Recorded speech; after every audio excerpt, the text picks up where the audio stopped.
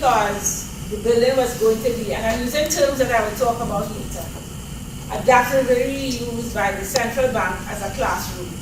So when you consider that a building was once a house where you would have one or two people walking about, this building was now going to be used as a classroom. And the classroom was loads. The loading would have been different. So we had to reinforce the building. And how we reinforced it, and God rest his soul, George Cox was the engineer then, and we basically used it as a skeleton, steel skeleton in certain areas to carry the load. And we built, it hasn't fallen down after how many years, right? I don't think they, right now I think they use it as a gym. I guess it was that strong. Okay, some local research resources may include books. There are books available if you get into your community or you get into wanting to know more about the history of your area or your community. There are books. The one to the left, there's a new edition called Living Tradition. There's a new edition since then. And that gives you a lot of background information. Okay? Types of windows, types of steps, types of everything. It was done by the university, with the help of the University of Miami, but it is Living Traditions of the Bahamas. Then there's Reminiscent. Reminiscent is the guy who's holding the book. Reminiscent 1 and Reminiscent 2.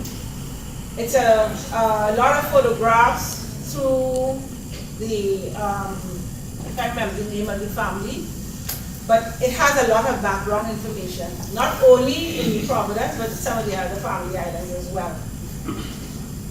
Finding old photographs of structures. And this is again, I talk about oral history with the older folk within your community. They may have photographs. Sometimes you see this photograph on top, it just shows a building. And I may ask you if you made an application, do you have a photograph of the building? Say, no, we have no photograph. But you have one with somebody standing up in front of a building. That's fine. We would obliterate in our minds the person, but we are seeing the structure. That helps give some detail as a record for that structure. Online websites. The MMC has one, and there's a new one out, especially on Facebook, called vintagebahamas.com. Right? If you ever go onto Facebook, check that out. You would see some things that you probably never even knew existed. I personally want to source to find out where they're finding these things, so at least we can partner with them. Okay. The Bahamas Historical Society, they put out journals, and they have some of their journals online. And then, of course, there's the Department of Archives and our library system. Then, the local library itself. Right? And, of course, like I mentioned before, oral history. And now I said I was using some of the language that we use in the team.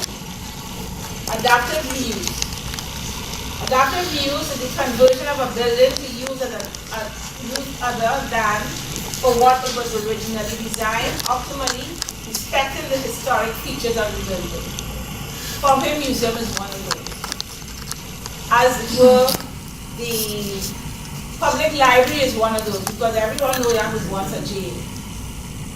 Right? So those buildings, even though we may not have been thinking at the time in historic preservation terms, we are actually using the principles of historic preservation. Contributing structures, that sometimes if you have a historic district, and we haven't legislated historic districts as yet. However, historic districts we would hope to legislate, and one of the examples of that, and I go back again to Harbour Island. But there, sometimes you would find buildings that are